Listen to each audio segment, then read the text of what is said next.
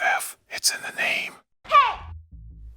And welcome to the best part of these shows, the behind the scenes commentary with the creator of this mess, me, Oga. And once again I'm sick, so I actually have time off work to actually sit and record this. It seems that a lot of normies have discovered the OAFF and they're somewhat rudely asking, what the is this? So I guess it's time to try to address this question. I guess it started as some kind of experiment, a proof of concept to see if the free tools like ChatGTP or something like that can generate interesting commentary. And since I was a fan of FirePro, I decided to try and use it and generate some lines and show friends and colleagues the result. I was secretly trying to convince or convert an indie developer to try and use AI generated commentary in his games. And it quickly devolved into me having lots of fun. And then slowly, after playing FirePro for years now, I just discovered the lovely universe of eFeds. There are people who are running eFeds, I guess it stands for Electronic Federation, for decades now. They are usually very similar to the WWF or such organizations. It inspired me to try and make my own eFed, I guess. And now the longer version of the answer is what sets the OAFF apart from the other eFeds. I guess there are 6 major things that do that. One, it's simulating MMA, which isn't such an easy thing to do for a game based on simulating wrestling. Also, not everybody's cup of tea. I'm referring to people who play FirePro. Yes, from the start I just shot myself in the leg because, but who knows, maybe people will like it.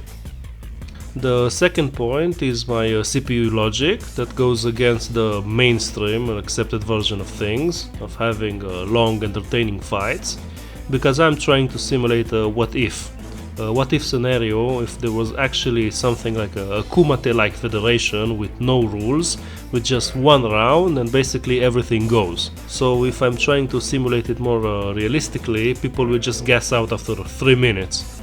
That's why in reality people invented rounds, to give at least the lungs some time to pump in more oxygen into the body. But screw reality or the welfare of the fighters, because these are just pixels. And on top of that, depending on the personality, fighters might just start with their main arsenal and just totally skip the filling out the opponent phase, which again, depending on the fighter, means that they will just gas out even earlier.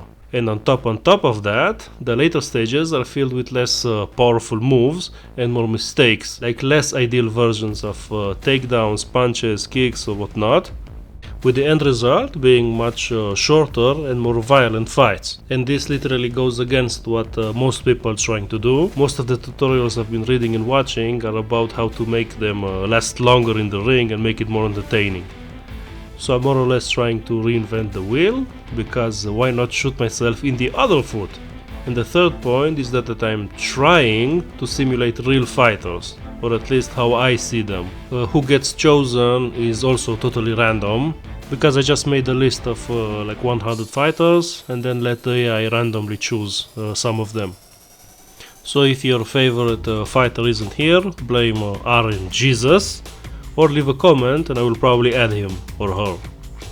And the fourth point is unpredictability. The fights are totally not scripted, and the FirePro AI is really good at providing surprises. Like in E4, somehow turning a boxing match between Mike and Loma into a ground affair. Both fighters, or boxers, should have really low percentage of doing that, but they did, to my surprise and my chagrin. And despite wanting to do it many times, I will never roll back a fight. Which means that whatever happens in the simulation is basically set in stone, whatever I personally like it or not. So even if a favorite loses or gets injured too much, like poor Mike Tyson, I will just roll with it. So hopefully stories and rivalries will just have to emerge organically. Hopefully. And the fifth point is of course the AI generated commentary, which I already talked about, but I just add a fun thing about it.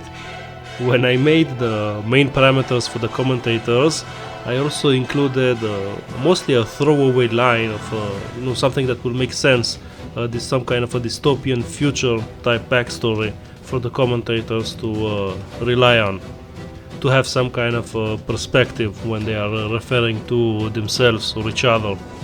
But it seems that the commentators actually touch on it sometimes, like with Mirko's teeth or that Brazilians are going extinct, stuff that I didn't expect, but I decided to roll with it, and I'm actually curious to see what the AI will come up with.